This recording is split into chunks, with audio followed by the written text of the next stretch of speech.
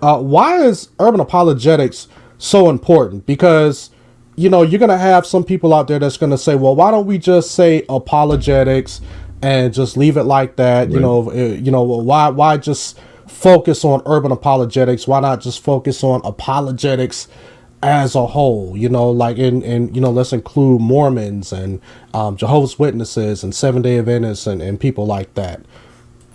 Well, it's interesting, even within, we'll call it mainstream apologetics, even within that, there's people who specialize, right? So, for example, Bill McKeever and Eric Johnson, I think they're two of the best current guys on Mormonism with the stuff they do. Aaron Shafawaloff as well, and Rob Bowman. These are people who do great work and have been doing it for a long time in regards to Mormon Christian interactions and whatnot.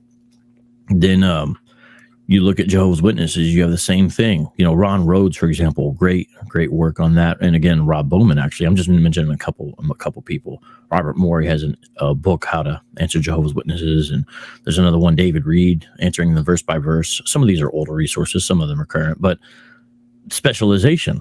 And then with Roman Catholicism, you have people who focus on that. Islam, you have people who that's a key element, like Jay Smith, that they focus on. Okay, right? You have all this going, and it's been that way. And there's always a reason why any of these Christian brothers and sisters are involved. Like you have Alyssa Childress, I always mispronounce her name, who focuses on progressive so-called Christianity. Right, she does a great job. You have Stephen Bancarz, people like that who focus on the New Age stuff, and it has to do with their background, and the list goes on and on. Right? Well, that's within mainstream apologetics, and they'll say, well, apologetics, but then you look, oftentimes they specialize in things.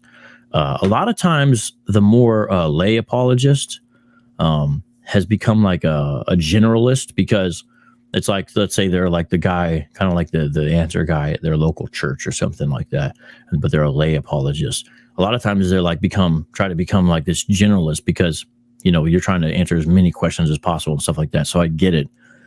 But I think even more and more within that realm, you start to see specialization where people are like, well, this is what I focus on. This is what I focus on. Because you realize someone can know apologetics. Well, maybe they know good arguments for the evidence of the resurrection, for example.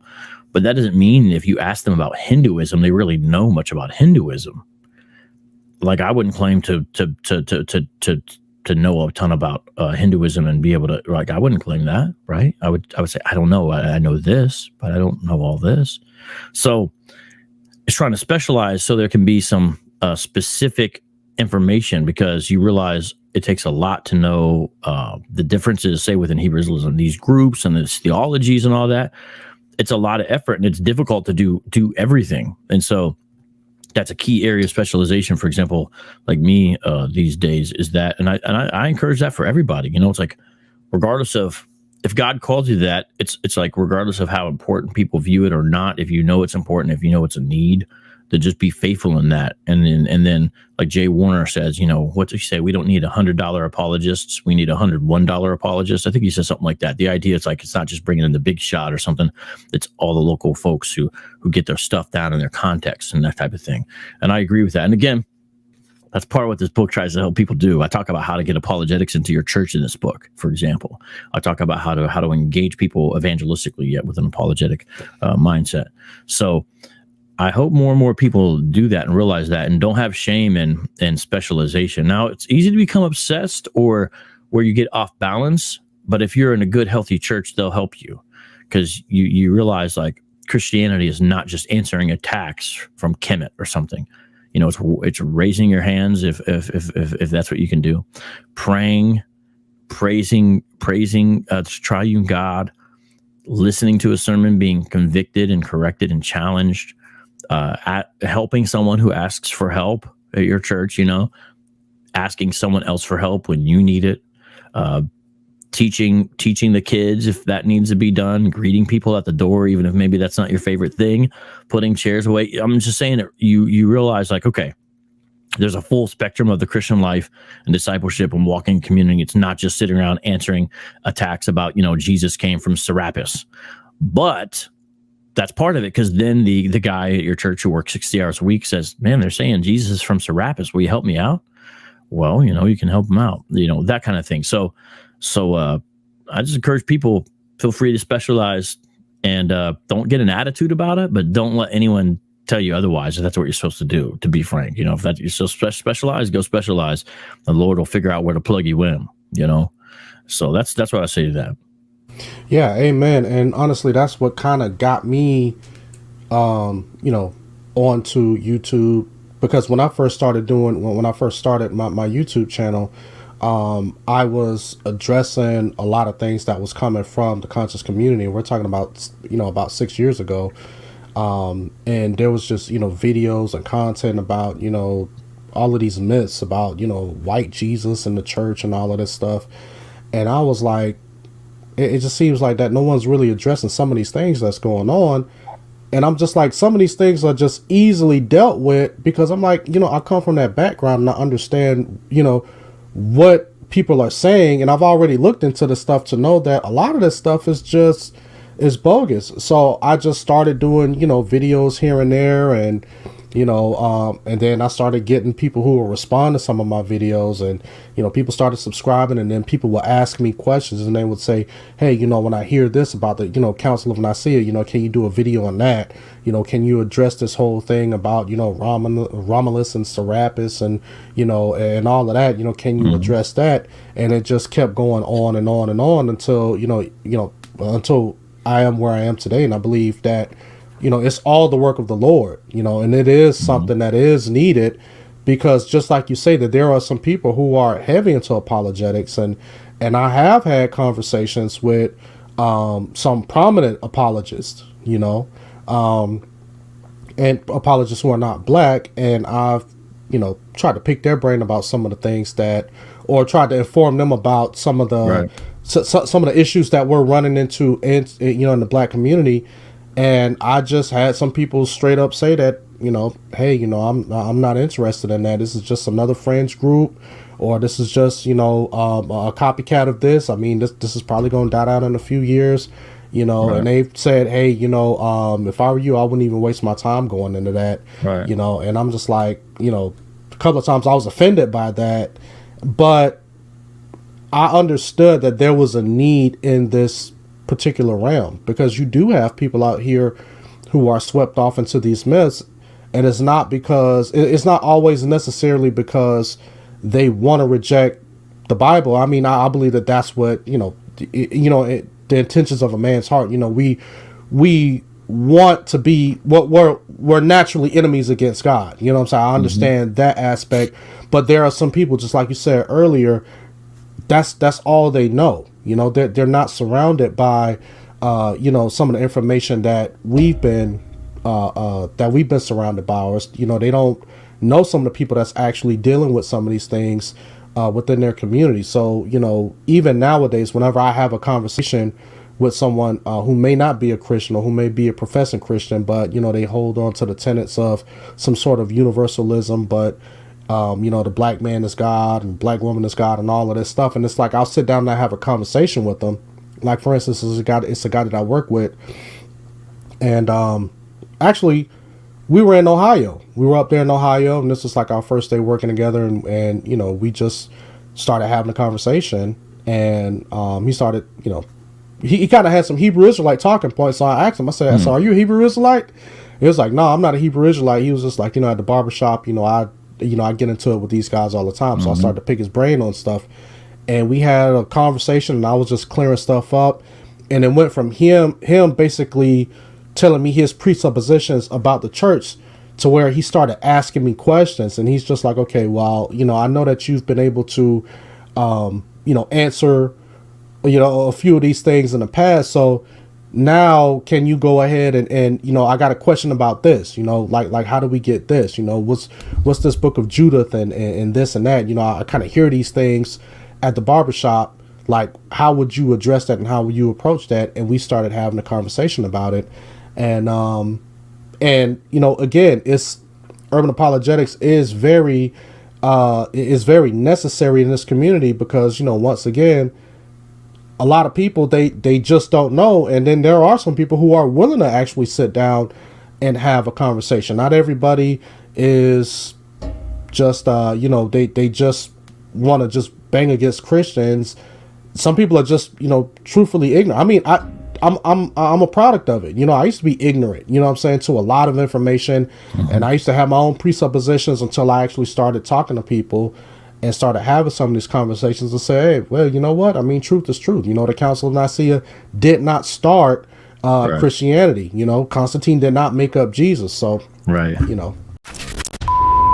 interrupt this program to bring you a very important message. Hey, yo, Shalom, fam. Yo, check this out, B. We got two agents right here on this live stream.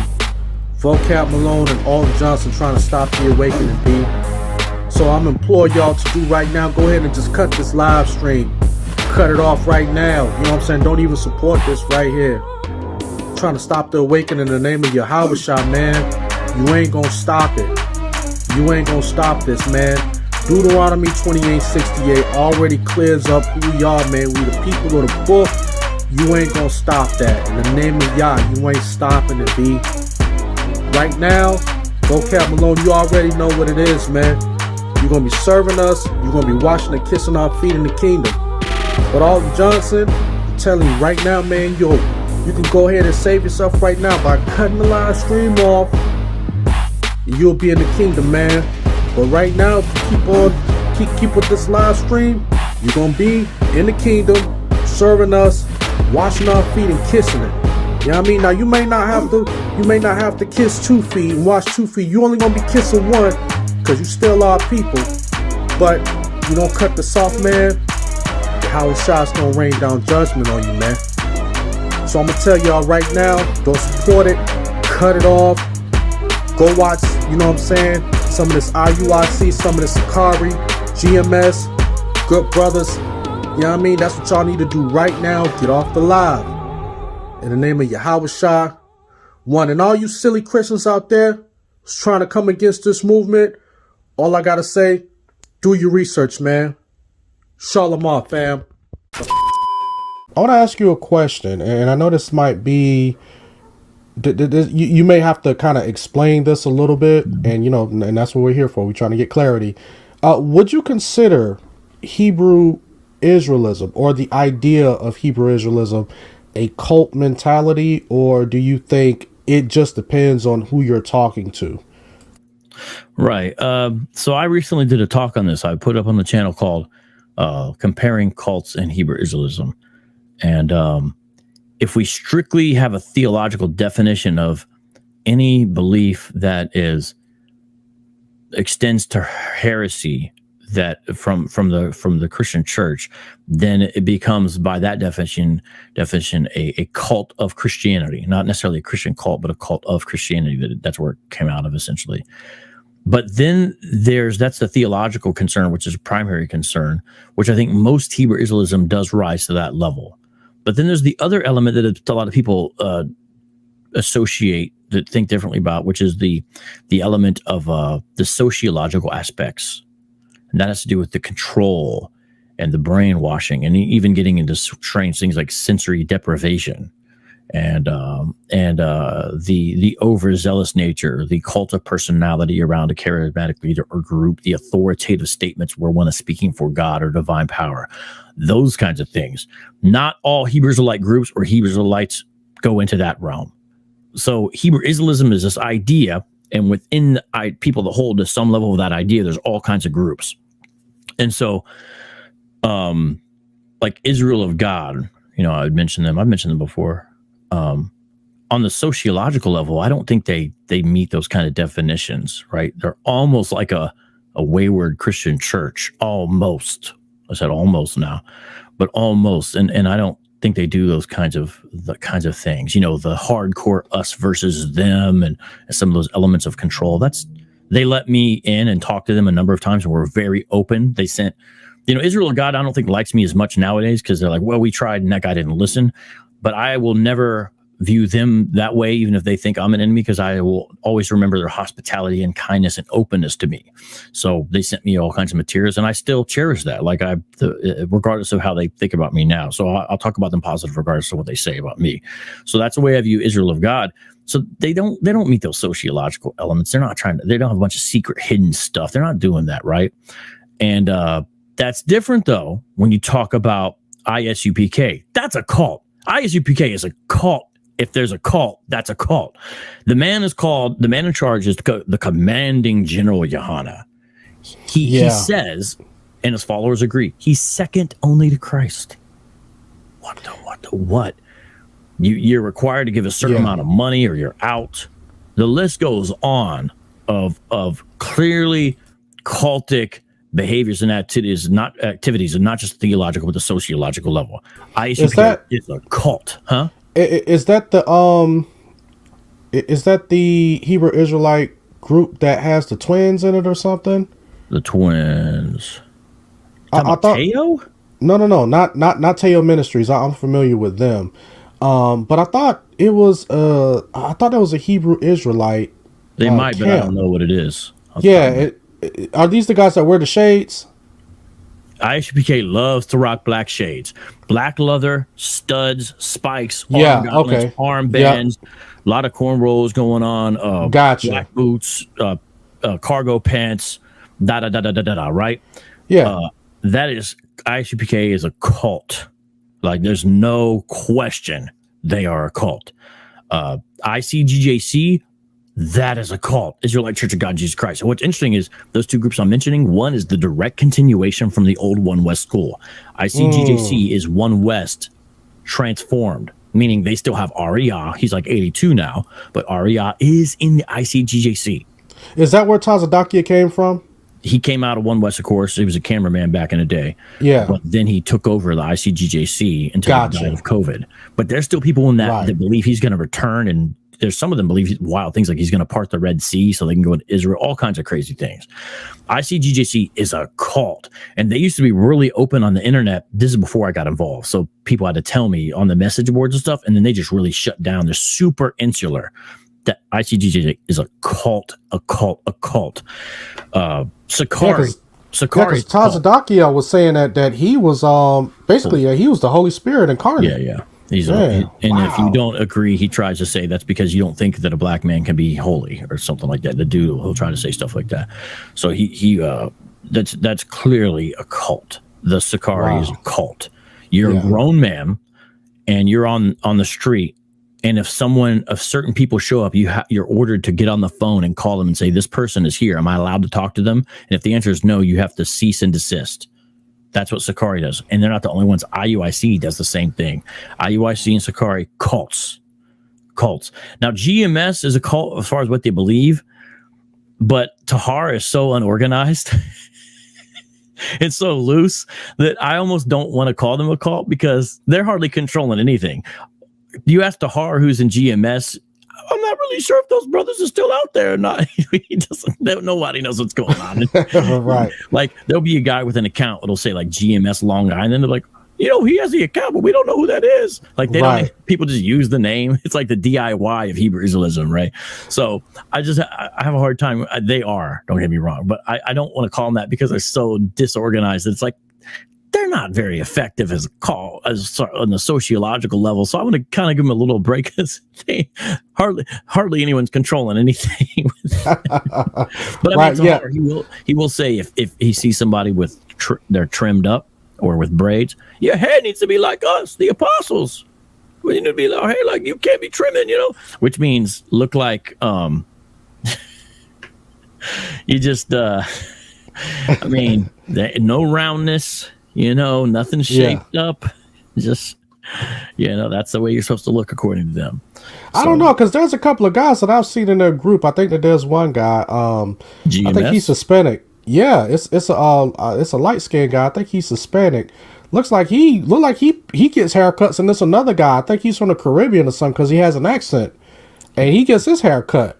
He better hide that. He better wear a bandana or something so they don't see. Because I saw them in the video where they were out when Sarnetta and Brother Polite. Oh yeah, I think yeah. And I mean, when I look at that video, both of those guys look like they have been trimmed up and their beards is all lined up and all of that stuff. Yeah, it's kind of a loose thing. It's like, you know, you can't look too groomed. Like, cause like some of the members of IUIC look like they come off the front of a box you would pick up for hair beard products in the Walmart, right? But with GMS, not quite as much, you know. So there's like levels to it, right? Hotep family, this is a sad day for the ancestors. We got this Uncle Tom, Uncle Ruckus, Al Johnson on here trying to interview Vocab Malone, who's been an enemy of the black man family for the past 15, 20 years. Now, Al Johnson, you know I've been addressing you for a while. Been making videos with you, videos about you. I've been debunked you a long time ago, brother. Vocab Malone, you know what it is. I done seen you got sliced and diced by Jabari plenty of times over there on Sarnetta TV. And now here you go trying to get on here with Al Johnson and y'all want to spread this whitewashed Christianity. Nah, that ain't gonna happen tonight. Family, what I need y'all to do is unsubscribe from Al Johnson, and I need y'all to unsubscribe from Vocab Malone and cut this live stream off right now. In the name of our ancestors. My ancestors ain't go through all of that stuff just to see these two come together and speak against the black man, the one and only original man on this planet. Gonna sit back and try to tell us that white man ain't crawled out of them Caucasus Mountains and just took over everything 6,000 years ago, family. Black man been on this earth 200,000 years. And just because we got these two right here getting ready to go live and talk about us, that ain't gonna change nothing. No sirree, Bob. So I'm gonna tell y'all right now. Again, family, cut this off. Cut it off right now. And Vocab, Alton, you've been brainwashed, brothers. Hotel. Question that we're gonna have, and it's gonna kind of touch on what you said about Straightway and the $400 chat that they received, the live stream. Do any of the Hebrew Israelites use the quote Levitical priesthood model for money and benefits? Yeah, Sakari does. So, you know, I mentioned the $400 super chat, but again, you hear my criticism for Dow and them. However, I'll tell you something. I have not seen them push for money in a way that I felt was unwarranted. Meaning, some people are like, you shouldn't get anything. I'm like, hey, look, if it's a free country, if a person believes in something, then they can give to that. That doesn't necessarily mean someone's ripping them off or whatever. It's like, okay, that's your money. That's what you think. So I've never seen. I'm not saying it doesn't use. I haven't seen, although there is some weird stuff about Dow in the community. When you come in, supposedly you like give your paycheck over to the community, and it's like because it's like a communist arrangement. I don't know all the details about that, but again, if that's what you're deciding to do, now again, it's weird to put that model on people because they kind of put it on people when they move there. But if that's what you sign up for, then you know what it is. It's hard to like criticize it if that's what you decide to do. It's weird to me if my pastor's like, hey, you sign over your checks, and I'm like, hey, you know. But they don't do it on that basis. Theirs is like, this is about the community building and all that. Sakari, I am a Levite, got paid tithes to Levite, man. But then, you know, it's funny, the other groups can't do that. So they have to do some other kind of basis. Like, for example, the ISUPK, you know, he's not claiming to be a Levite, so he can't do it on that basis. So they'll say that's wrong. So some of the basis is different as far as that.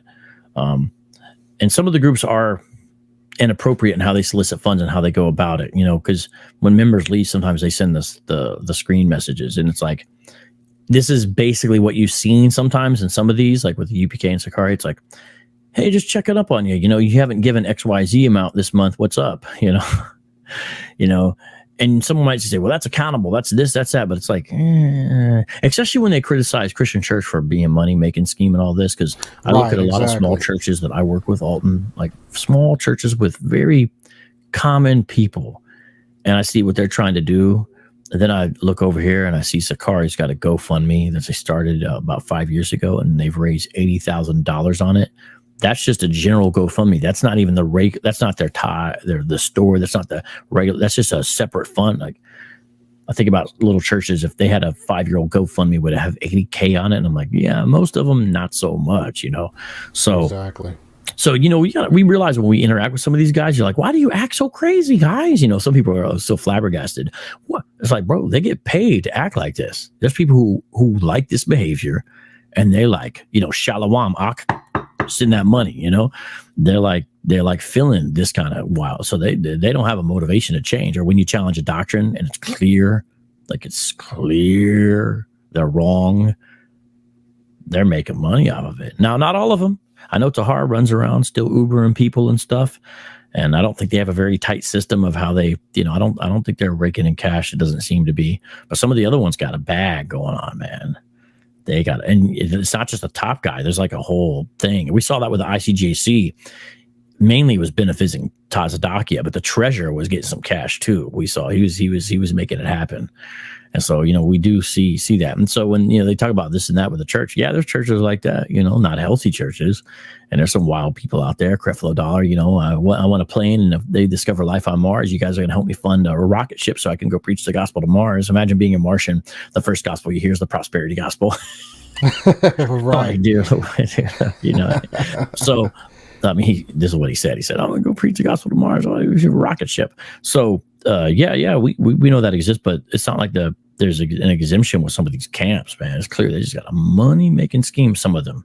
Now, all of them, no. Does that mean that I don't think anyone's sincere? I'm not saying that. But we got to realize, that's definitely going on. Just watch some of these live streams where these guys get the super chats, and you're like, yo, we're happy when we get a little something, and they'll criticize us. Anything we do pales in comparison to what's going on with some of these groups. The amount of momentum and cash they got flowing in. It's ex-members have told me the information they have is that, for example, Al-Azhar, he's in six figures at this point, man. Wow. We're getting awfully close to it, because you're talking a good amount of money there. That's not the only one. We'll see. They get mad when you talk about that, but it's like, because I was out there recently with Sakari, and they're like, we don't have an agenda. We don't have an offering plate out here collecting. I'm like, what? But what about that Cash App though? And then I remember the one guy told me, well, Al-Azhar also pays into the Cash App. I was like, wait, but it's his Cash App. Yeah, but not all of his money's in Cash App. I was like, so you're telling me he pays into his own Cash App for tithes, so that's why it's okay, but it's his Cash App. It was the strangest thing. Yeah, it is. You're brainwashed, man, and you're mad at me. Am I your enemy because I now tell you the truth? You're brainwashed. This isn't healthy for anybody. I guess it's healthy for someone's pockets. And again, he's not the only one. Look at Deacon Hakaz's patron. You're like, yo, man, the average Christian urban apologist is glad if they got 20 patrons, if that. Right, exactly. These guys got 1,100, 500, just raking it in, boy. Yeah, raking it in. So yeah, it's crazy. It's crazy. Now, am I telling patron and them to kick them off? No, I'm a free speech absolutist. So I just want to make sure people know. I'm just calling it when they try to say this and that in the Christian church or and answer this person's question. And again, does that mean no one's sincere? I'm not saying that. I'm a free speech absolutist. I don't think any of those folks should be removed or kicked off. Now, if they're breaking the law, that's up to whoever deals with that, right? But I want to give that caveat. That's still as far as my view goes.